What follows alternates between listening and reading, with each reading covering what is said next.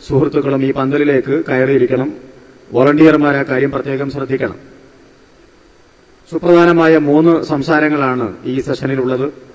ഇവിടെ സൂചിപ്പിച്ചതുപോലെ UAE-യിലെ കോർഫുക്കാനിൽ ദായിയായി വർക്ക് ചെയ്യുന്ന യുവ പ്രഭാഷകനും പണ്ഡിതനുമായ സിറാജുൽ ഇസ്ലാം ബാലുശ്ശേരി, അതേപ്രകാരം ട്രൂ വിഷൻ ജേണൽ മംഗലാപുരം അതിന്റെ എഡിറ്റർ കൂടിയായ ബഹുമാന്യനായ സലാഹുദ്ദീൻ അബ്ദുൽ ഖാദർ, അദ്ദേഹത്തിന്റെ ഇംഗ്ലീഷ് ടോക്കാണ് ഇതിനുശേഷം വരാനിരിക്കുന്നത്.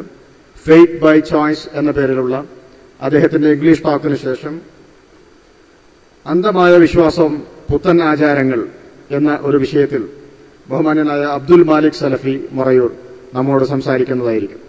ഈ സമ്മേളനത്തെ സംബന്ധിച്ചിടത്തോളം ഏറ്റവും സുപ്രധാനമായ 3 സംസാരങ്ങളാണ് ഈ സെഷനിൽ നടക്കാനിരിക്കുന്നത്. ഒരിക്കൽ കൂടി എന്റെ വിദ്യാർത്ഥി സുഹൃത്തുക്കളോട് പ്രത്യേകമായി അപേക്ഷിക്കുകയാണ്. വിവിധ ക്യാമ്പസുകളിൽ നിന്ന് പ്രതിനിധികളായി എത്തിച്ചേർന്ന മുഴുവൻ വിദ്യാർത്ഥികളും എത്രയും പെട്ടെന്ന് ഈ പന്തലിൽ കയറിയിരിക്കണം, അവരവരുടെ ഇരിപ്പിടങ്ങളിൽ ഇരിക്കണം എന്ന് ഒരിക്കൽ കൂടി അഭ്യർത്ഥിക്കുകയാണ്. വോളണ്ടിയർമാരെ കാര്യം പ്രത്യേകം ശ്രദ്ധിക്കണം. ആദ്യത്തെ സംസാരം നിർവഹിക്കുന്നതിന് വേണ്ടി ബഹുമാന്യനായ സിറാജുൽ ഇസ്ലാം ബാലുശ്ശേരിയെ ആദരപൂർവ്വം ക്ഷണിക്കുന്നു.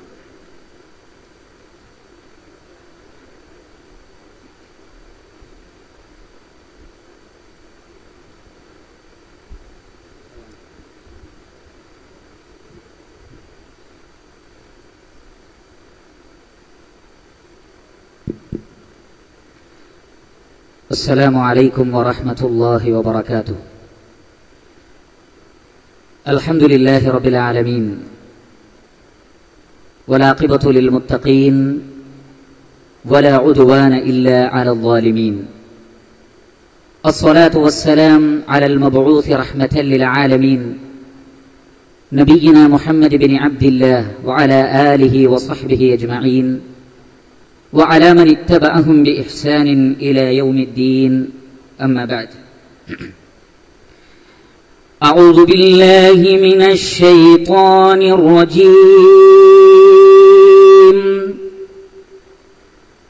بسم الله الرحمن الرحيم. ولقد كرمنا بني آدم وحملناهم في البر والبحر ورزقناهم من الطيبات وفضلناهم على كثير ممن خلقنا تفضيلا. يوم ندعو كل أناس بإمامهم فمن أوتي كتابه بيمينه فأولئك يقرؤون كتابهم ولا يظلمون فتيلا.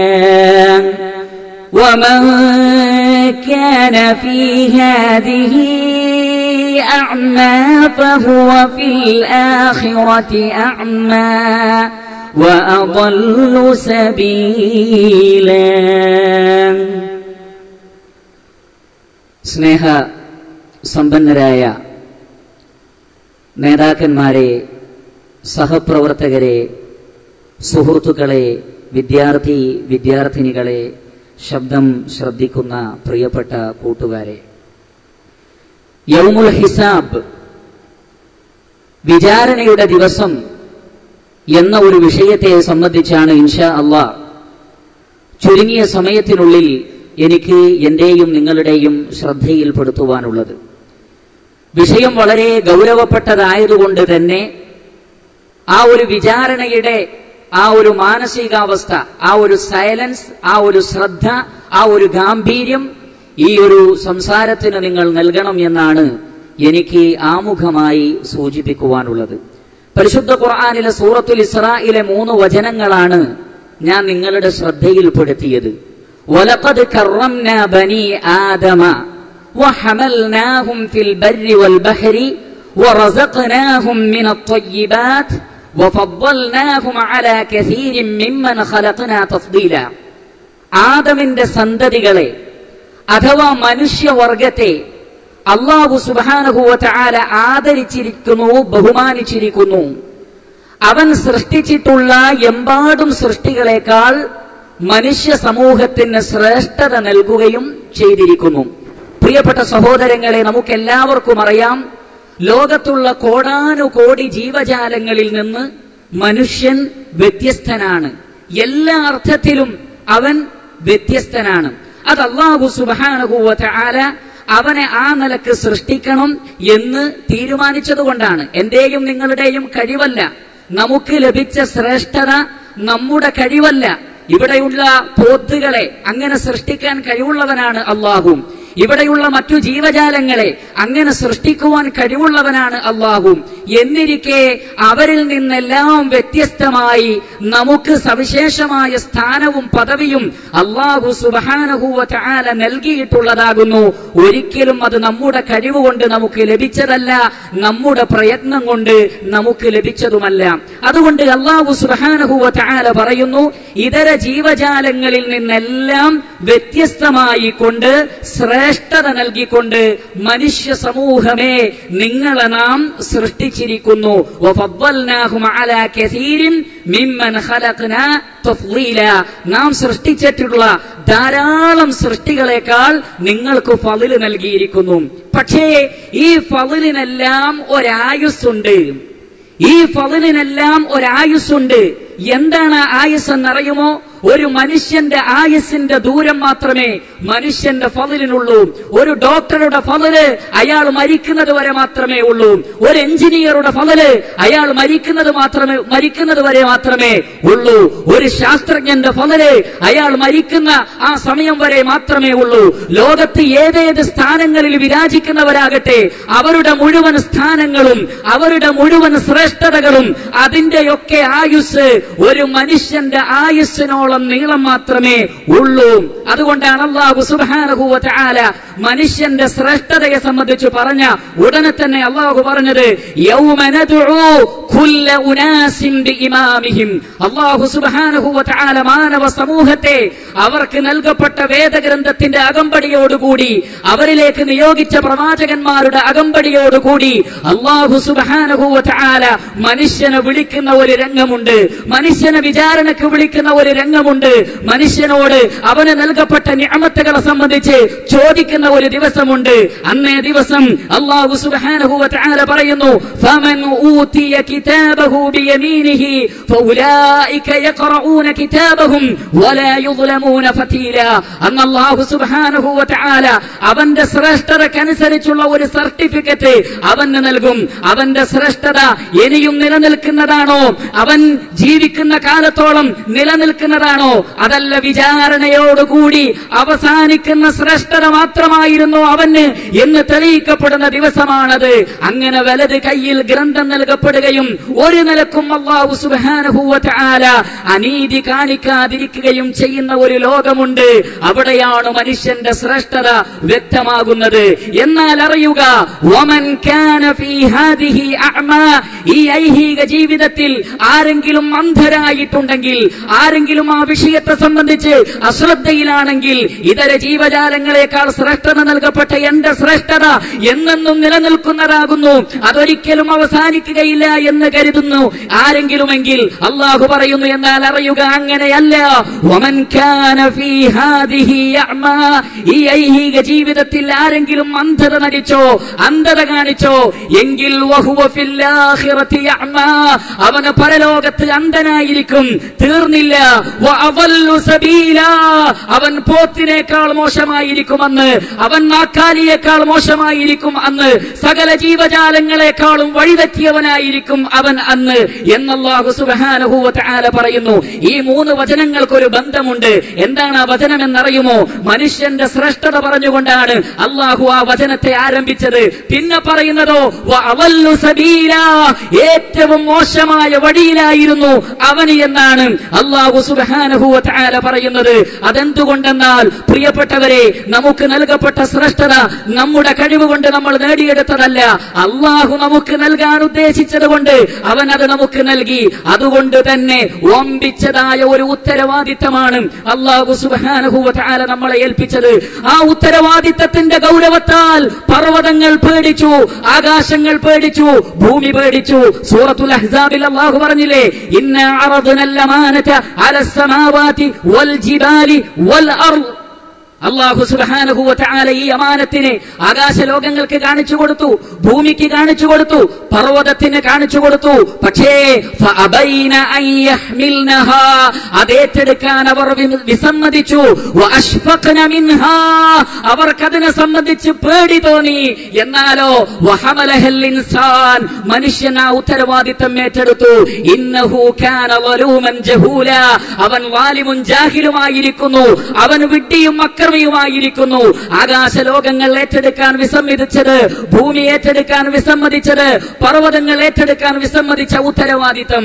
ആ ആയത്തിന്റെ തഫ്സീറിൽ മഹാനായ ഇബ്നു അബ്ബാസ് റളിയല്ലാഹു തആല അൻഹു പറയുന്നത്, ആ ഉത്തരവാദിത്തം എന്നത് ഇതായിരുന്നു. ഇതാ അല്ലാഹു സുബ്ഹാനഹു വ തആലയുടെ വചനങ്ങൾ നിങ്ങൾക്ക് വന്നെത്തും. ആ വചനങ്ങൾ അനുസരിച്ച് ജീവിക്കുന്നവന് സ്വർഗം, ആ വചനങ്ങൾ നിരാകരിക്കുന്നവന് നരകവും. ആകാശം പറഞ്ഞു, അല്ലാഹുവേ ഞങ്ങളത് ഏറ്റെടുക്കുകയില്ല. കാരണം അത് ലഭിച്ചാൽ, ആ ഉത്തരവാദിത്തം നിർവഹിച്ചാൽ സ്വർഗം ലഭിക്കും എന്നതിനേക്കാൾ ഞങ്ങൾ ഭയപ്പെടുന്നത് ആ ഉത്തരവാദിത്തത്തിൽ വീഴ്ച വരുത്തിയാൽ നരകം ലഭിക്കുമല്ലോ എന്നതാണ് ഞങ്ങളെ ഭയപ്പെടുത്തുന്നത്. അതുകൊണ്ട് ഞങ്ങൾക്ക് സ്വർഗവും വേണ്ട, നരകവും വേണ്ട, ആ ഉത്തരവാദിത്തം ഞങ്ങൾക്ക് വേണ്ട. ഭൂമിയും അതേ മറുപടി പറഞ്ഞു, പർവ്വതവും അതേ മറുപടി പറഞ്ഞു. പക്ഷേ മനുഷ്യന് ധൈര്യസമേതം മുന്നോട്ട് വന്നിട്ട് പറഞ്ഞു, ആ ഉത്തരവാദിത്തം ഞാൻ ഏറ്റെടുക്കാം. ഞാൻ നന്മ ചെയ്താൽ നീ എനിക്ക് സ്വർഗം തന്നോ, ഞാൻ തിന്മ ചെയ്താൽ നീ എന്നെ ശിക്ഷിക്കുകയും ചെയ്തോ. അതുകൊണ്ടാണ് ഖുർആൻ പറഞ്ഞത്, ഔലാ ലക ഫഔലാ സുമ്മ ഔലാ ലക ഫഔലാ, നീ ഇത് അർഹിക്കുന്നത് തന്നെയാണ്, നീ ഇത് ചോദിച്ചു വാങ്ങിയതാണ്, ഇതിന് നീ അർഹൻ തന്നെയാണ്, അതുകൊണ്ട് നീ നരകത്തിൽ തന്നെയാണ് കിടക്കേണ്ടത് എന്ന് നരകവാസികളോട് അല്ലാഹു സുബ്ഹാനഹു വ തആല പറയും. അതുകൊണ്ട് പ്രിയപ്പെട്ട സഹോദരങ്ങളെ, എന്റെ മുന്നിലിരിക്കുന്ന പ്രിയപ്പെട്ട വിദ്യാർത്ഥികളെ, കൂട്ടുകാരെ, അല്ലാഹു സുബ്ഹാനഹു വ തആല നമ്മളെ ഏൽപ്പിച്ചിട്ടുള്ള ഉന്നതമായ ഒരു ഉത്തരവാദിത്തമുണ്ട്. ആ ഉത്തരവാദിത്തത്തെ ഭംഗിയായി നിർവഹിച്ചാൽ മനുഷ്യന് അള്ളാഹു നൽകിയ സകല ശ്രേഷ്ഠതകളും നിലനിർത്തിക്കൊണ്ട് നമുക്ക് ഒരിക്കലും മരണമില്ലാത്ത ലോകത്ത് ജീവിക്കാം.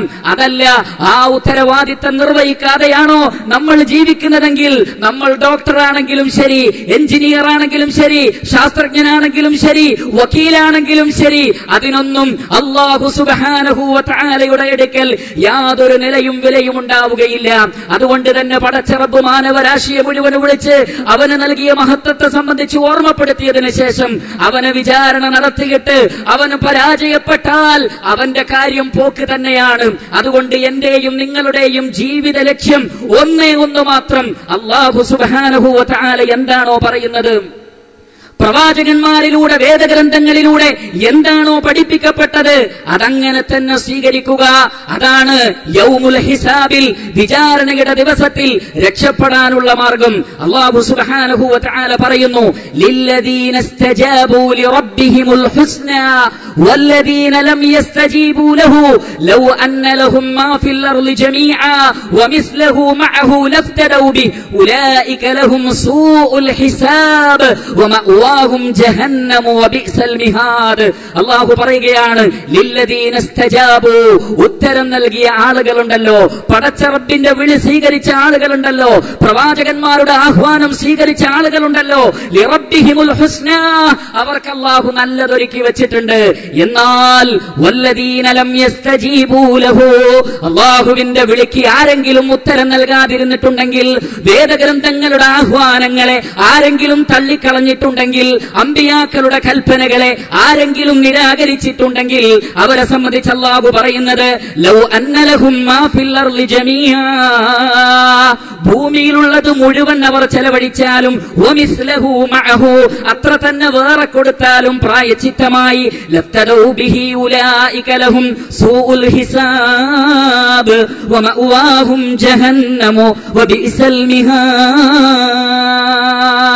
ഭൂമിയിലുള്ളത് മുഴുവൻ മുഴുവനും അത്ര തന്നെ വേറെയും പടച്ചറബിന് കൊടുത്താലും അല്ലാഹു സുബ്ഹാനഹു വ തആല അത് സ്വീകരിക്കുകയില്ല എന്ന് മാത്രമല്ല ഉലൈക ലഹും സൂഉൽ ഹിസാബ്, ഏറ്റവും കഠിനമായ വിചാരണ അവർക്കായിരിക്കും ഉണ്ടാവുക. വമഅവാഹും ജഹന്നമു വബിഇസൽ മിഹാദ്, അവരുടെ വാസസ്ഥലം നരകമായിരിക്കും. അത് വളരെ മോശമായ പര്യവസാന സ്ഥലമാകുന്നു. അതുകൊണ്ട് പ്രിയപ്പെട്ട സഹോദരങ്ങളെ, യൗമുൽ ഹിസാബിൽ നമ്മൾ രക്ഷപ്പെടണമെങ്കിൽ ഒരേ ഒരു മറുപടിയേ അതിനുള്ളൂ, ഒരേ ഒരു ഉത്തരമേ അതിനുള്ളൂ. എന്താണത്? അള്ളാഹുവിന്റെ ആഹ്വാനം സ്വീകരിക്കുക, അള്ളാഹു സുബ്ഹാനഹു വ തആല പറഞ്ഞതനുസരിച്ച് ജീവിക്കുക. എങ്കിൽ നമ്മൾ ഡോക്ടർ ആയിട്ടില്ലെങ്കിലും, എഞ്ചിനീയർ ആയിട്ടില്ലെങ്കിലും, വക്കീലായിട്ടില്ലെങ്കിലും, മറ്റ് ഏത് ഉന്നതങ്ങളായ സ്ഥാനങ്ങളിൽ നമ്മൾ എത്തിയിട്ടില്ലെങ്കിലും, നമ്മൾ 5 നേരം നമസ്കരിക്കുന്നവരാണെങ്കിൽ, നമ്മൾ നോമ്പ് നോൽക്കുന്നവരാണെങ്കിൽ, നമ്മൾ സകാത്ത് കൊടുക്കുന്നവരാണെങ്കിൽ, നമ്മൾ മനുഷ്യരോട് മാന്യമായി പെരുമാറുന്നവരാണെങ്കിൽ, അപ്രകാരം നമ്മൾ ജനങ്ങൾക്ക് ഉപകാരം ചെയ്യുന്നവരും റബ്ബ് പറയുന്നത് കേൾക്കുന്നവരുമാണെങ്കിൽ ഇൻഷാ അല്ലാഹ് തീർച്ചയായും നമ്മൾ തന്നെയാണ് മാന്യന്മാരായ സൃഷ്ടികൾ എന്ന് മനസ്സിലാക്കുക. ഇന്നല്ലദീന ആമനൂ വഅമിലുസ് സ്വാലിഹാത്ത്, വിശ്വസിക്കുകയും സൽക്കർമ്മങ്ങൾ പ്രവർത്തിക്കുകയും ചെയ്യുന്ന ആളുകൾ, അവരെ സംബന്ധിച്ചിടത്തോളം ഉലൈക ഹും ഖൈറുൽ ബരിയ്യ, സൃഷ്ടികളുടെ കൂട്ടത്തിൽ ഏറ്റവും നല്ലവർ അവർ തന്നെയായിരിക്കും. അതല്ല നിഷേധമാണോ നമ്മൾ കാഴ്ചവെക്കുന്നത്? അള്ളാഹുവിന്റെ കൽപ്പനകളോട് അനുസരണക്കേടാണോ നമ്മൾ കാണിക്കുന്നത്? പ്രവാചക അധ്യാപനങ്ങളെ നമ്മൾ നിരാകരിക്കുന്നവരാണോ? എങ്കിൽ ഉലൈക ഹും ശർറുൽ ബരിയ്യ, സൃഷ്ടികളുടെ കൂട്ടത്തിൽ അവർ തന്നെയായിരിക്കും ഏറ്റവും മോശം. അതുകൊണ്ട് പ്രിയപ്പെട്ടവരെ, നമ്മൾ തെരഞ്ഞെടുക്കുക. നമ്മൾ മാന്യന്മാരാകുവാൻ ആഗ്രഹിക്കുന്നുവോ? നമ്മൾ നല്ലവരാകുവാൻ ആഗ്രഹിക്കുന്നുവോ? എങ്കിൽ പരലോകത്തിന് വേണ്ടി പ്രവർത്തിക്കുക, ബുദ്ധിപരമായി പ്രവർത്തിക്കുക, യൗമുൽ ഹിസാബിൽ വിജയിക്കുവാൻ വേണ്ടി നമ്മൾ പ്രവർത്തിക്കുക. മുഹമ്മദ് മുസ്തഫ സല്ലല്ലാഹു അലൈഹി വസല്ലമയുടെ അടുക്കൽ വന്നുകൊണ്ട് ഒരു സ്വഹാബി ചോദിച്ചു, യാ റസൂലല്ലാഹ്, അല്ലാഹുവിന്റെ റസൂലേ, അയ്യുൽ മുഅ്മിനീന അഫ്ളൽ, ഏറ്റവും നല്ല മുഅ്മിനാരാണ്, ഏറ്റവും ശ്രേഷ്ഠതയുള്ള മുഅ്മിനാരാണ്? പ്രവാചകൻ പറഞ്ഞു, അഹ്സനുഹും ഖുലുഖാ, ഏറ്റവും മാന്യനാണ്, ഏറ്റവും നല്ല സ്വഭാവമുള്ളവനാണ് ഏറ്റവും നല്ല മുഅ്മിൻ. ഉടനെ സ്വഹാബി വീണ്ടും ചോദിച്ചു, യാ റസൂലല്ലാഹ്, അയ്യുൽ മുഅ്മിനീന അകിയസ്, ഏറ്റവും ബുദ്ധിമാനായ മനുഷ്യൻ ആരാണ്? ബുദ്ധിമാനായ മുഅ്മിനാരാണ്? വിവേകവും വിചാരവുമുള്ള മുഅ്മിനാരാണ്? പ്രവാചകന്റെ മറുപടി, അക്സറുഹും ലിൽ മൗതി ദിക്റാ, മരണത്തെ ധാരാളമായി ഓർക്കുന്നവൻ. ഞാൻ ജീവിക്കുന്നു എന്നതിനേക്കാൾ ഞാൻ മരിക്കാനുള്ളവനാണ് എന്നോർക്കുന്നവനാണ് ബുദ്ധിമാൻ. ജീവിതത്തിന് വേണ്ടി കോപ്പുകൂട്ടുന്നവനേക്കാൾ മരണത്തിന് വേണ്ടി കോപ്പുകൂട്ടുന്നവനാണ് ബുദ്ധിമാൻ. എങ്ങനെ ജീവിക്കും എന്ന് ചിന്തിക്കുന്നതിനേക്കാൾ എങ്ങനെയായിരിക്കും എന്റെ മരണം എന്ന് ചിന്തിക്കുന്നവനാണ് ബുദ്ധിമാൻ. അതുകൊണ്ട് പ്രവാചകൻ പറഞ്ഞു, അക്സറുഹും ലിൽ മൗതി ദിക്റാ, മരണത്തെ ധാരാളമായി ഓർക്കുന്നവനാണ് ബുദ്ധിമാൻ. തീർന്നില്ല, വഅഹ്സനുഹും ലിമാ ബഅദഹു ഇസ്തിഅദാദാ, മരണാനന്തര ജീവിതത്തിൽ വിജയത്തിന് വേണ്ടി ഏറ്റവും നന്നായി ഒരുങ്ങുന്നവനും ആരാണോ അവനാകുന്നു യഥാർത്ഥത്തിൽ ബുദ്ധിമാൻ. അതുകൊണ്ട് പ്രിയപ്പെട്ടവരെ, മരണത്തെ ധാരാളമായി ഓർക്കുകയും മരണാനന്തര ജീവിതത്തിലെ വിജയത്തിന് വേണ്ടി പ്രയത്നിക്കുകയും ചെയ്യുന്നവനാരാണോ അവനാണ് ബുദ്ധിയുള്ളവൻ. പരലോകത്തെ ബോധമില്ലാത്ത, പടച്ചറപ്പിനെ ബോധമില്ലാത്ത എഞ്ചിനീയറേക്കാൾ, ഡോക്ടറേക്കാൾ, സ്ഥാനമാനങ്ങളിൽ വിരാജിക്കുന്നവനേക്കാൾ ബുദ്ധിമാൻ ആരാണെന്നറിയുമോ?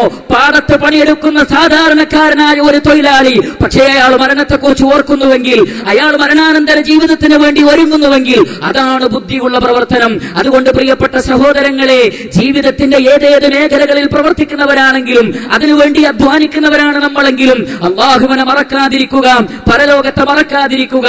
റസൂൽ കരീം സല്ലല്ലാഹു അലൈഹി വസല്ലമ ആരാണ്? മഹാനായ പ്രവാചകൻ മുഹമ്മദ് മുസ്തഫ സല്ലല്ലാഹു അലൈഹി വസല്ലം സൃഷ്ടികളിൽ ശ്രേഷ്ഠനാണ്, അമ്പിയാക്കളുടെ നേതാവാണ്.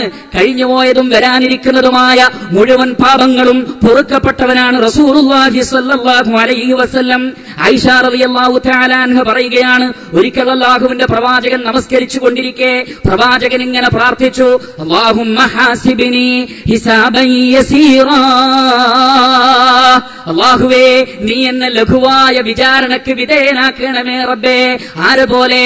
ഫമ്മാമൻ ഊതിയ കിതാബഹു ബിയമീനി ഫസൗഫ യുഹാസബു ഹിസാബൻ യസീറാ വയൻഖലിബു ഇലാ അഹ്ലിഹി മസ്റൂറാ എന്ന പരിശുദ്ധ ഖുർആനിലെ വചനമുണ്ടല്ലോ, ലഘുവായ വിചാരണ.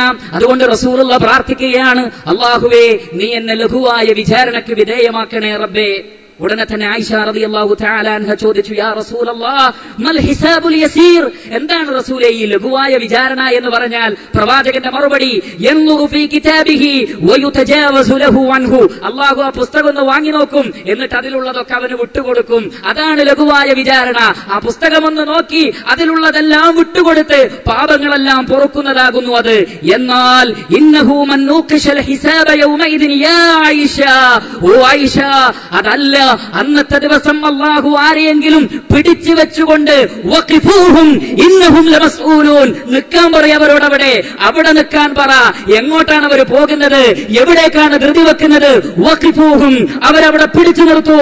ഇന്നഹും മസ്ഊലൂൻ, അവരോട് ചിലത് ചോദിക്കാനുണ്ട് എന്നെങ്ങാൻ പറഞ്ഞുകൊണ്ട് അല്ലാഹു നമ്മളോട് അവിടെ നിൽക്കാൻ പറഞ്ഞാൽ ആയിഷ ഹലക, അവൻ നശിച്ചത് തന്നെ, അവൻ നരകത്തിൽ തന്നെ എന്ന് മുഹമ്മദ് മുസ്തഫ സല്ലല്ലാഹു അലൈഹി വസല്ലമ പറഞ്ഞു. അതുകൊണ്ട് പ്രിയപ്പെട്ടവരെ, ഏതേത് ചലനങ്ങളിലും നമ്മൾ ചിന്തിക്കേണ്ടത് ആ ഒരു വിചാരണയുടെ ദിവസത്തെ സംബന്ധിച്ചായിരിക്കണം. റസൂലുള്ളാഹി സല്ലല്ലാഹു അലൈഹി വസല്ലമ പോലും അദ്ദേഹത്തിന്റെ ജീവിതത്തിൽ പ്രാർത്ഥിച്ച പ്രാർത്ഥനയാണ് നമ്മൾ മനസ്സിലാക്കിയിട്ടുള്ളത്. അതുകൊണ്ട് തന്നെ വിചാരണ ദിവസത്തെ ഭയപ്പെട്ടുകൊണ്ടാണ് നമ്മൾ ജീവിക്കുന്നതെങ്കിൽ നമുക്ക് നേരത്തെ പറഞ്ഞ ഒരൊറ്റ മാർഗമേ അവിടെ രക്ഷപ്പെടാനുള്ളൂ. എന്താണ് ആ മാർഗം? റസൂൽ കരീം സല്ലല്ലാഹു അലൈഹി വസല്ലമക്ക് ഉത്തരം നൽകുക, ഖുർആനിന് ഉത്തരം നൽകുക. വമൻ അറദ അൻ ദിക്രി ഫഇന്ന ലഹു മഈശതൻ ദൻക വനഹ്ശുറുഹു യൗമൽ ഖിയാമത്തി അഅമാ. അല്ലാഹു സുബ്ഹാനഹു വ തആല പറഞ്ഞില്ലേ, എന്റെ ദിക്റുകളെ അവഗണിച്ചവൻ, ഖുർആനിനെ അവഗണിച്ചവൻ, സുന്നത്തിനെ അവഗണിച്ചവൻ, മതത്തിന് പ്രാധാന്യം നൽകാതിരുന്നവൻ, പടച്ച റബ്ബിനെ തൊട്ട് അവഗണനാ മനോഭാവത്തോടുകൂടി ജീവിച്ചവൻ, അങ്ങനെയുള്ള ആളുകൾ അല്ലാഹു സുബ്ഹാനഹു വ തആല അവർക്ക് ഇടുങ്ങിയ ജീവിതമാണ് നൽകുക. അതുപോലെ തന്നെ അന്ധന്മാരായിട്ടാണ് അവരെ അല്ലാഹു പരലോകത്ത് ഉയർത്തെഴുന്നേൽപ്പിക്കുക. എന്താ കാരണം? അല്ലാഹുവിന്റെ വേദഗ്രന്ഥത്തോട്, പ്രവാചകന്മാരുടെ വചനങ്ങളോട് നിരുത്തരവാദപരമായ സമീപനം സ്വീകരിച്ചു. അതുകൊണ്ട് എനിക്കും നിങ്ങൾക്കും കരണീയമായിട്ടുള്ളത് എന്തുമാത്രമാണ്? യാ അയ്യുഹല്ലദീന ആമനൂ ഇസ്തജീബൂ ലില്ലാഹി വലിർറസൂൽ ഇദാ ദഅാകും ലിമാ യുഹ്യീകും. സത്യവിശ്വാസികളെ, അല്ലാഹുവിന് ഉത്തരം ചെയ്യുക, റസൂലുള്ളാഹിക്ക് ഉത്തരം ചെയ്യുക.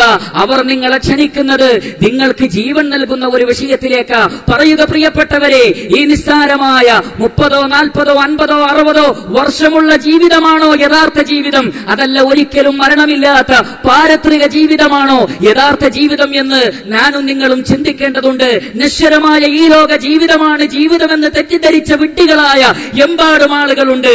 അവർ ഈ ഐഹിക ജീവിതത്തിനു വേണ്ടി രാവെന്നോ പകലെന്നോ വ്യത്യാസമില്ലാതെ നെട്ടോട്ടമോടിക്കൊണ്ടിരിക്കുന്നു. ആരൊക്കെ എന്തൊക്കെയാണോ പറയുന്നത് അതിന്റെ മുന്നും പിന്നും ചിന്തിക്കാതെ അവർ പ്രവർത്തിച്ചു കൊണ്ടിരിക്കുന്നു. എന്താണ് അവരുടെ ചിന്ത? കുറച്ചു പണമുണ്ടാക്കണം, അക്കൗണ്ടുകളിൽ പണം വന്ന് നിറയണം, എനിക്കൊരു ബുദ്ധിമുട്ടുണ്ടാകരുത്, എന്റെ 10 തലമുറകൾക്ക് ബുദ്ധിമുട്ടുണ്ടാകരുത്. അങ്ങനെ ഈ ലോക ജീവിതം സുഭിക്ഷമാകണമെന്ന് ആഗ്രഹിച്ചുകൊണ്ട് നെട്ടോട്ടമോടുകയും പെടാപ്പാടുപെടുകയും ചെയ്യുന്നവരെ അറിയുക, നിസ്സാരമായ നശ്വരമായ ഈ ജീവിതമാണ് യഥാർത്ഥ ജീവിതം എന്നത് നമ്മുടെ തെറ്റിദ്ധാരണയാണ്. അതെപ്പോഴാണ് അറിയുക എന്നറിയുമോ? നമുക്ക് നാളെ പരലോകത്ത് നമ്മൾ എത്തിച്ചേരുമ്പോൾ, അവസാനമില്ലാത്ത ഒരു ലോകത്ത് എത്തിച്ചേരുമ്പോൾ, ഒരിക്കലും അന്ത്യമില്ലാത്ത ഒരു ലോകത്ത് എത്തിച്ചേരുമ്പോഴാണ് യഥാർത്ഥ ജീവിതം എന്താണ് എന്ന് തിരിച്ചറിയുക. ആ യഥാർത്ഥ ജീവിതത്തിൽ നല്ല നിലക്ക് ജീവിക്കാൻ നമ്മൾ ആഗ്രഹിക്കുന്നുവോ എങ്കിൽ ഒന്നാമതായി നമ്മൾ ചെയ്യേണ്ടത് അല്ലാഹുവിനെ അനുസരിക്കലാണ്. രണ്ടാമത് നമ്മൾ ചെയ്യേണ്ടത് റസൂലുള്ളാഹി സ്വല്ലല്ലാഹു അലൈഹി വസല്ലമയെ അനുസരിക്കലാണ്. മൂന്നാമതായി നമ്മൾ ചെയ്യേണ്ടത് അല്ലാഹുവും റസൂലും പഠിപ്പിച്ച വാർത്തെടുത്ത ഒരു സമൂഹം, പടച്ച റബ്ബിന്റെ പ്രീതി കരസ്ഥമാക്കിയ ഒരു സമൂഹം, ആ സമൂഹത്തെ അനുധാവനം ചെയ്തുകൊണ്ട് ജീവിക്കുകയാണ് വേണ്ടത്. അതുകൊണ്ടാണല്ലോ റസൂൽ കരീം സല്ലല്ലാഹു അലൈഹി വസല്ലമ പറഞ്ഞത്, ഈ ഉമ്മത്ത് 73 വിഭാഗങ്ങളായി പിരിഞ്ഞാൽ എല്ലാവരും നരകത്തിലായിരിക്കും, പക്ഷേ ഒരേ ഒരു വിഭാഗം മാത്രമാണ് സ്വർഗത്തിൽ. സ്വഹാബികൾ ചോദിച്ചില്ല, ആ 72 കക്ഷികൾ ആരാണ് പ്രവാചകരെ, ഒന്ന് വിശദീകരിച്ചു തന്നാലും എന്ന് പ്രവാചകനോട് സ്വഹാബികൾ ചോദിച്ചില്ല. കാരണം പിരിഞ്ഞു പോകുന്ന കക്ഷികളുടെ എണ്ണം, ഇസ്ലാമിൽ നിന്ന് തെറ്റിപ്പോകുന്ന കക്ഷികളുടെ എണ്ണം പെരുപ്പിച്ചു പറഞ്ഞത് പിഴച്ചവരുടെ എണ്ണം കൂടുതൽ പറയാൻ വേണ്ടിയല്ല. അഹ്ലുസ് അഹ്ലുസുന്നത്തി വൽ ജമാഅത്തിന്റെ ഉലമാക്കൾ വ്യക്തമാക്കി, പിഴച്ചവരുടെ എണ്ണം കൂട്ടിപ്പറയാനല്ല ഈ ഹദീസ്, പിന്നെയോ രക്ഷപ്പെടുന്നവന്റെ മാർഗം എത്ര ശുഷ്കമാണ് എന്ന് പറയാൻ വേണ്ടിയാണ്. രക്ഷയുടെ മാർഗം ഒന്ന് മാത്രമേ ഉള്ളൂ എന്ന് പറയാൻ വേണ്ടിയാണ്. പിഴച്ചവർ 70, 700, 7000 ആയി മാറാം, പക്ഷേ രക്ഷപ്പെടുന്നവന് ഒറ്റ മാർഗമേ ഉള്ളൂ. അതാണ് യഥാർത്ഥ അഹ്ലുസുന്നത്തി വൽ ജമാഅവും യഥാർത്ഥത്തിൽ മൻഹജു സലഫ് അനുസരിച്ചുകൊണ്ടുള്ള ജീവിതവും. അതാണ് വിജയത്തിന്റെ മാനദണ്ഡമായി, മാന്യതയുള്ള മനുഷ്യന്മാരുടെ മാനദണ്ഡമായി അല്ലാഹു സുബ്ഹാനഹു വ തആല പഠിപ്പിച്ചിട്ടുള്ളത്. അതുകൊണ്ട് പ്രിയപ്പെട്ടവരെ, ഭൗതിക വിദ്യാഭ്യാസത്തെ സംബന്ധിച്ചും അതുപോലെയുള്ള എല്ലാ തലങ്ങളെ സംബന്ധിച്ചും വിശാലമായി സംസാരിക്കുന്ന മതവും ഭൗതികതയും കൂട്ടിയിട്ട് എപ്രകാരം ഭൗതികതയെ മതത്തിന്റെ അടിസ്ഥാനത്തിൽ കൊണ്ടുപോകാം എന്ന ചർച്ചയാണല്ലോ ഇന്നലെ മുതൽ നമ്മൾ നടത്തിയിട്ടുള്ളത്. ഇവിടെ നടക്കുന്ന MSM സംഘടിപ്പിച്ചിട്ടുള്ള ഈ പ്രോഫ്കോൺ എന്നത് അതാണ്. അല്ലാഹു സുബ്ഹാനഹു വ തആല പറഞ്ഞില്ലേ, വബ്തഗി ഫീമാ ആതാകല്ലാഹു ദാറൽ ആഖിറ വലാ തൻസ നസീബക മിനദ് ദുനിയ. അല്ലാഹു നിനക്ക് എന്തൊക്കെയാണോ നൽകിയത് ആ നൽകപ്പെട്ടതുകൊണ്ട് പരലോകത്ത് എങ്ങനെ രക്ഷപ്പെടാം, വിചാരണയിൽ എങ്ങനെ രക്ഷപ്പെടാം എന്നാണ് നിങ്ങൾ ചിന്തിക്കേണ്ടത്. അതേ അവസരത്തിൽ വലാ തൻസ നസീബക മിനദ് ദുനിയ, ദുനിയാവിലെ നിന്റെ ഓഹരി മറന്നു പോകണ്ട. നീ ഡോക്ടറായിക്കോ, പ്രശ്നമില്ല, പക്ഷേ നിനക്ക് കിട്ടിയ ഡോക്ടറേറ്റ് പരലോകത്ത് പടച്ചറമ്പിന്റെ കോടതിയിൽ എങ്ങനെയാണ് വിചാരണയിൽ നിന്ന് രക്ഷപ്പെടാൻ വേണ്ടി എന്റെ ഡോക്ടർ വിഭാഗം പഠനത്തെ ഞാൻ ഉപയോഗപ്പെടുത്തേണ്ടത് എന്ന് ചിന്തിക്കുവാനാണ് നമ്മൾ ഇവിടെ ഒരുമിച്ച് കൂടിയിട്ടുള്ളത്.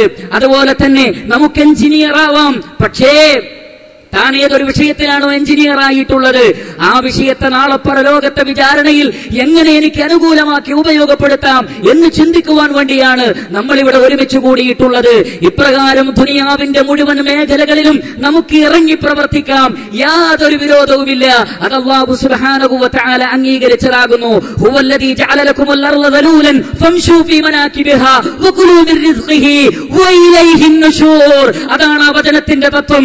ഭൂമിയുടെ ങ്ങളിലൂടെ സഞ്ചരിച്ചോ മനുഷ്യ, നിനക്ക് പടച്ചറപ്പ് നൽകിയിട്ടുള്ള കായികവും ബുദ്ധിപരവുമായ കഴിവുകൾ മുഴുവൻ ഉപയോഗപ്പെടുത്തി അല്ലാഹു നിനക്ക് സംവിധാനിച്ചു തന്ന ഭൂമിയിലൂടെ മഈശത്തിന് വേണ്ടി നീ നടന്നോ.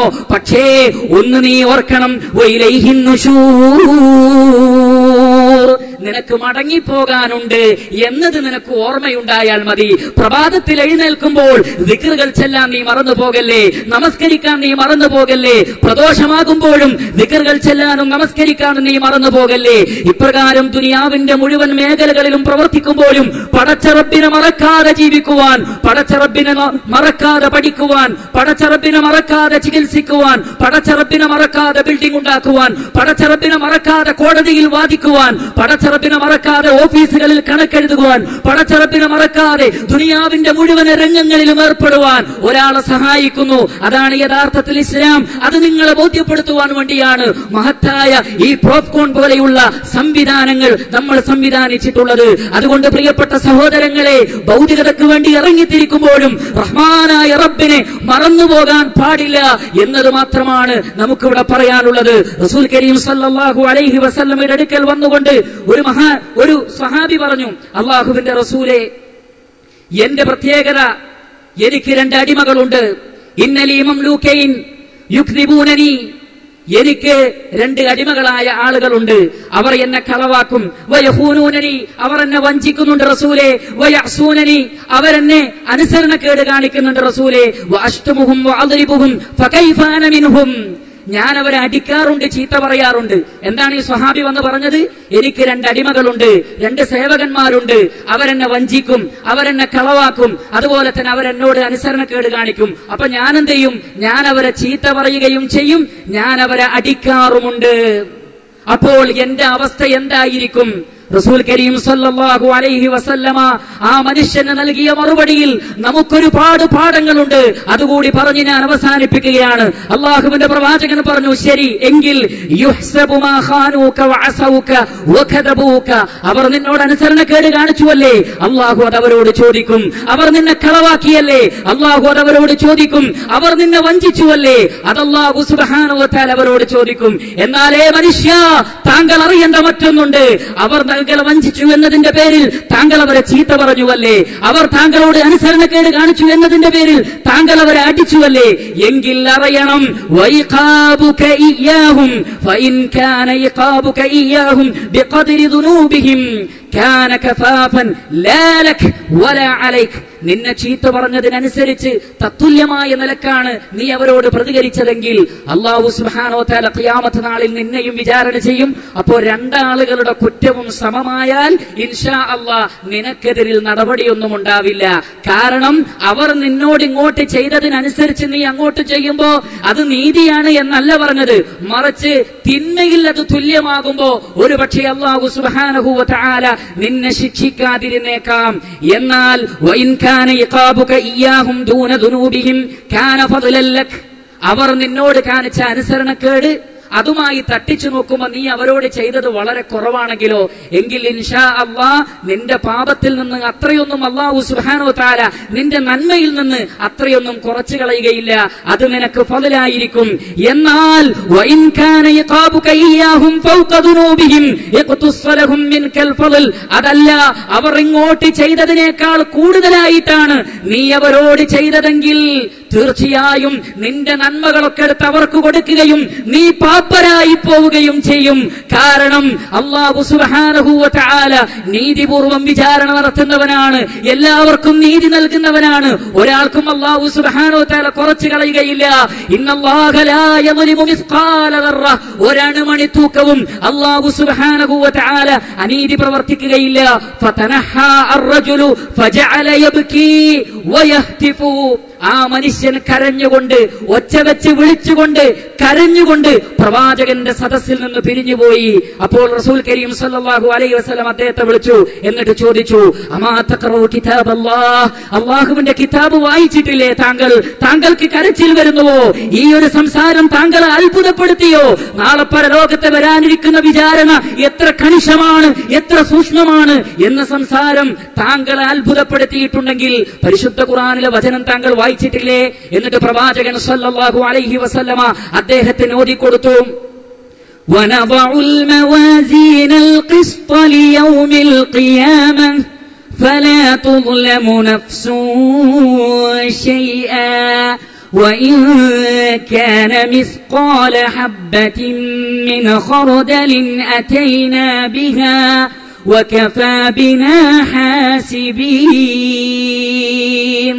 ونضع الموازين القسط ليوم القيامة, ഖിയാമത്ത് നാളിൽ അല്ലാഹു സുബ്ഹാനഹു വ തആല നീതിയുടെ തുലാസ് സ്ഥാപിക്കും. മനുഷ്യനെയും മനുഷ്യന്റെ പ്രവർത്തനങ്ങളെയും അല്ലാഹു സുബ്ഹാനഹു വ തആല തുലാസിലിട്ടു തൂക്കും. എന്നിട്ട് ഓരോ ആളുകൾക്കും അവർ അർഹിക്കുന്നത് അല്ലാഹു സുബ്ഹാനഹു വ തആല നൽകുക തന്നെ ചെയ്യും. ആ ആയത്ത് കേട്ട് അത്ഭുതപ്പെട്ട അദ്ദേഹം പറഞ്ഞു, യാ റസൂലല്ലാഹ് മാ അജിദു ലി വലിഹൗലായി ശൈഅൻ ഖൈറൻ മിൻ മുഫാറഖതിഹിം ഉഷ്ഹിദുകും അന്നഹും അഹ്റാറുൻ കുല്ലഹും. അല്ലാഹുവിന്റെ റസൂലേ, ഞാനിതാ സാക്ഷ്യം വഹിക്കുന്നു, അവരെ ഞാനിതാ മോചിപ്പിച്ചിരിക്കുന്നു. ഞാൻ അവരെ അടിച്ചത്, ഞാൻ അവരെ ചീത്ത പറഞ്ഞത് അല്ലാഹു എനിക്ക് പുറത്തു തരാൻ വേണ്ടി ഞാനിതാ അവരെ മോചിപ്പിക്കുന്നു എന്ന് പറഞ്ഞുകൊണ്ട് റസൂലുള്ളാഹി സ്വല്ലല്ലാഹു അലൈഹി വസല്ലമയുടെ സദസ്സിൽ നിന്ന് അദ്ദേഹം പിരിഞ്ഞുപോയി എന്ന് നമുക്ക് കാണാൻ സാധിക്കും. പ്രിയപ്പെട്ടവരെ, അല്ലാഹു സുബ്ഹാനഹു വ തആല മിസ്ഖാല ഹബ്ബത്ത് പോലും കൊണ്ടുവരും.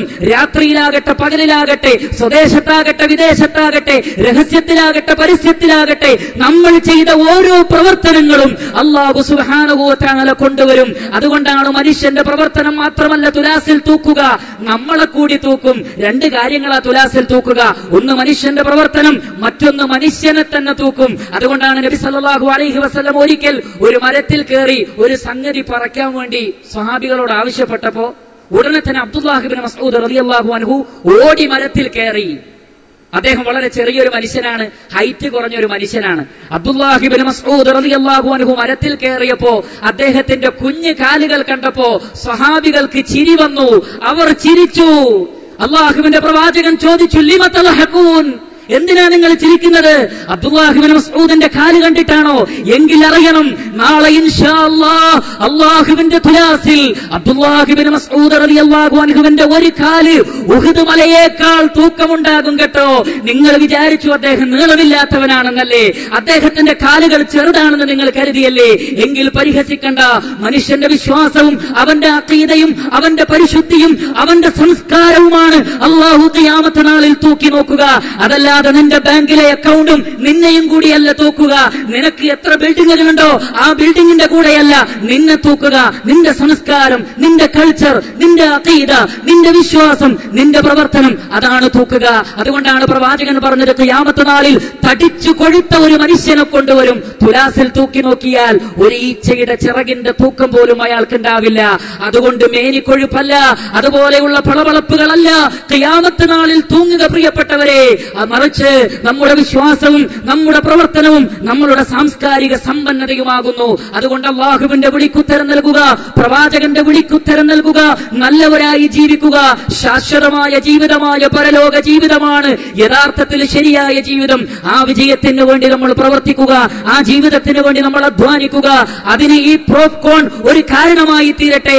നമ്മുടെ ജീവിതത്തിലെ ഒരു മാറ്റത്തിന് ഈ പ്രോഫ്കോൺ ഒരു കാരണമായി തീരട്ടെ എന്ന് ആത്മാർത്ഥമായി പ്രാർത്ഥിച്ചുകൊണ്ട് അവസാനിപ്പിക്കുന്നു. വസല്ലല്ലാഹു അലാ നബിയിനാ മുഹമ്മദിൻ വഅലാ ആലിഹി വസഹ്ബിഹി അജ്മഈൻ വആഖിറു ദഅവാനാ അൽഹംദുലില്ലാഹി റബ്ബിൽ ആലമീൻ. സുബ്ഹാനകല്ലാഹുമ്മ വബിഹംദിക് അഷ്ഹദു അൻ ലാ ഇലാഹ ഇല്ലാ അൻത അസ്തഗ്ഫിറുക വഅതൂബു ഇലൈക്.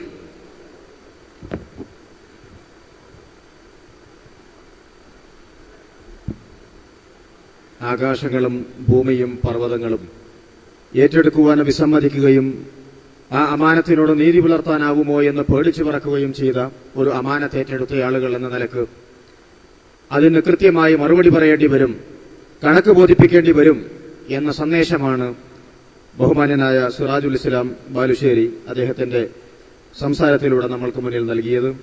ആ ഒരു സന്ദേശം നമ്മൾ ഉൾക്കൊള്ളുക, കൂടുതൽ അതിനെ സംബന്ധിച്ച് പഠിക്കുവാൻ നമ്മൾ തയ്യാറാവുക എന്ന് സൂചിപ്പിക്കുകയാണ്. അടുത്തതായി നമ്മോട് സംസാരിക്കുക ബഹുമാന്യനായ സഹോദരൻ സലാഹുദ്ദീൻ അബ്ദുൽ ഖാദറാണ്. ഇംഗ്ലീഷ് ടോക്കാണ് അദ്ദേഹം നടത്തുന്നത്. Now I invite our brother Salahuddin Abdul Qadir to deliver an English talk on the topic Faith by Choice. Salahuddin Abdul Qadir is a former director of True Vision Journal of Mangalore and now pursuing his studies in Preston International College, Chennai. I invite brother Salahuddin Abdul Qadir to deliver his speech on the topic Faith by Choice.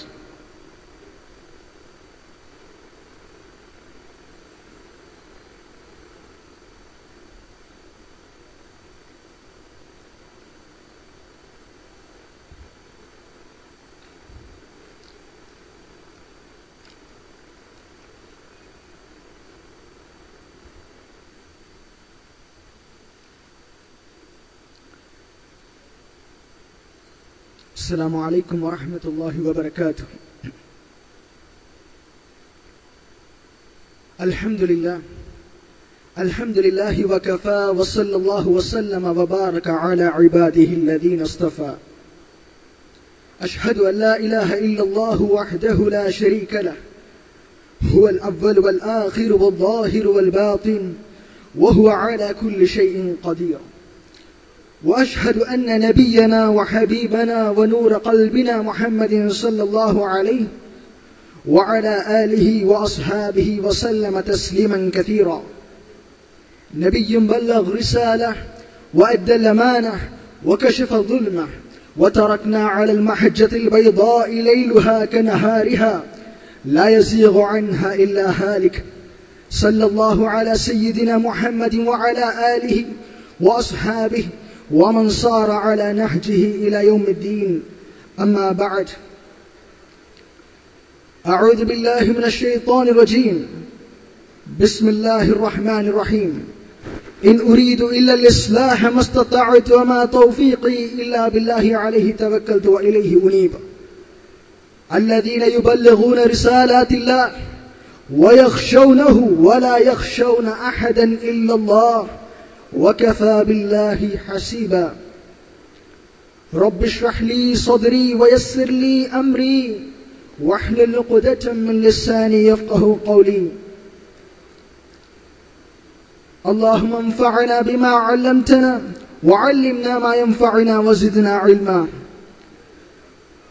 اللهم أرنا الحق حقا وارزقنا اتباعه وأرنا الباطل باطلا وارزقنا اجتنابه. All praise be to Allah subhanahu wa ta'ala. We praise Him and seek His help. We seek His forgiveness and we seek His refuge from the evil of our own souls and the wickedness of our deeds. Whomever He guides shall never go astray, and whomever He allows to stray shall never find guidance. And I testify, you testify, and we all testify that there is none worthy of worship except Allah subhanahu wa ta'ala, and Prophet Muhammad sallallahu alayhi wasallam is His slave and His messenger.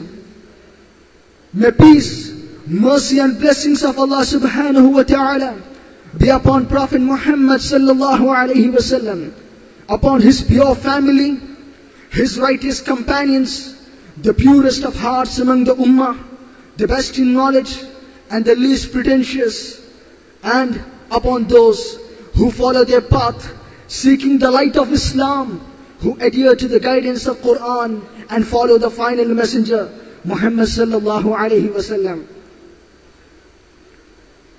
Respected elders and my dear brothers and sisters, may peace, mercy and blessings of Allah subhanahu wa ta'ala be upon all of you. Human beings are simply baffling because of their complexity and contradictions. Man has a potential to attain dizzy heights of greatness, but at the same time, he can fall down to the abysmal depths of debasement. He can rise to heights of sublimity, but often sinks to the lowest depths of degradation. If he can rise to heights of spiritual grandeur in love, he can also hate like a beast of the jungle. Though endowed with intelligence, which can gaze across billions of light years of space and plumb the fine structure of matter, he foolishly follows a path that fouls the environment. While having mastered the ability to peer down into the core of our planets and into the blazing interior of the sun, he invents devices capable of exterminating the humankind. When he saves human lives in retail with vaccines and medicines, his weapons cause wholesale deaths in the most brutal ways. So man possesses all the evils and virtues which God Almighty wanted the marvel of His creation to possess. And if man behaves in a responsible manner, then the world would be a better place to live in. But unfortunately, man himself is a problem for all conflicts and other disturbances. Man himself is responsible for the tribulations and sufferings. Man himself is responsible for the discontentment and conflicts. Modern man, who boasts that one day he will control the universe, make the stars down to him, play with planets, and may even control aging and overcome death, has become so arrogant and thoughtless. He himself is a threat to the environment. He has no scruples to pollute water, land and atmosphere. He cheats his own brother and ruthlessly slashes his throat. He invents weapons of mass destructions and drops nuclear bombs to kill millions. He has no concerns for his fellow beings and future generations to be born. And this attitude is going to have devastating effect on human life. If we sincerely desire that this tragedy should not occur, if you do not want deadly viruses and nuclear weapons to obliterate human race from the surface of the globe, if you do not want disintegrated families, if you do not want our youth to be drug addicts, if you do not want our brothers and sisters to starve out of hunger, if you do not want erected tombs, idols and graves to be worshipped, if you do not want to face the agony and frustration of the children born out of marriages, if you do not want prostitution to be the major trade in our cities, if you do not want our children and kids to go to schools with guns and shoot their teachers and classmates, then we have to change ourselves. We have to change ourselves, and the change should come immediately before it is too late. It will be too late to amend the ways after the sun and earth are contaminated with atomic toxic waste, after the earth is shrouded by dark clouds, which makes it difficult to distinguish between days and nights, after all water on earth is turned to poisonous gas, after all species of living beings have disappeared, then there is no meaning in changing, because nothing will left to be changed. So we have to change. There cannot be two opinions about that. But when we ask about change, naturally one might ask, where should we begin? Where should we begin? A common question. According to my opinion, the change should occur in the minds of individuals, because individuals make family, and families make society, and societies make the country, and the countries make the whole world. So everything begins from individuals. And the noble Quran says in Surah Ra'd, chapter 13, verse 11, إِنَّ اللَّهَ لَا يُغَيِّرُ مَا بِقَوْمٍ حَتَّى يُغَيِّرُ مَا بِأَنفُسِهِمْ. And Allah subhanahu wa ta'ala will not change the condition of a people until they change what is in themselves. So Islam is the only religion that teaches man what is right and what is wrong, what is justice and what is injustice, what is morality and what is immorality. Islam is the only religion that directs man, his responsibilities towards his creator and to himself, towards his wife and kids, towards his parents and relatives, towards his fellow beings and nation. Islam leads mankind from the belief in many gods to belief in one and only God, from darkness to light, from untruth to truth, from injustice to justice, from immorality to morality, from the shackles of superstitions to the dawn of rationality, from the bond of unwanted fear to the shore of tranquility and peace. Islam intends mankind to be successful both here and in the hereafter. Islam declares man as the most superior of all other creations. According to Islam, man is potentially capable of rising higher than the angels, but at the same time, he is equally capable of sinking lower than the animals. He degrades religion, which is the most sacred thing for man, by worshipping many creations which are much inferior to him. A common example of men that are lowest of the low are the atheists themselves, who deny the very existence of Allah by making use of gifts of Allah, or gifts of intelligence and power of speech, which Allah has granted them. This itself shows man needs divine guidance. Man needs divine guidance. Oh my dear brothers and sisters, have you ever thought of our life? Have you ever thought of our existence? We are alive today and we will die tomorrow. We are alive today and we will die tomorrow. But the question is, do we live and die without a purpose? Do we live and die without a purpose? Or is there a purpose behind our existence? We have to ask ourselves. We need to ask ourselves. When we ask other questions, the answers come easily. Why do you study? Why do you study? To succeed or to get job? Why do you work? Yes, why do you work? To earn money and sustenance. Why do you marry? Why do you marry? To have a family, fulfill desires lawfully, have a partner in life. But all these are easy questions. You don't get prize for answering that. But when we ask, what have you been created for? Now you don't have a clear answer. Maybe many responses, but nothing convincing. we get answers like to enjoy ourselves, to build and construct civilizations, to learn and teach, to love and spread love. We get answers to enjoy ourselves, to learn and teach, to construct and build civilizations, to love and spread love, and so on and on and on. But is that all? Is that all? To live, to eat, to drink, to marry, to work, to sleep, and then to die? Is that all? Have we been made only to live like animals, carrying out our instincts, and then to die? What a foolish purpose. What is the use of such purpose?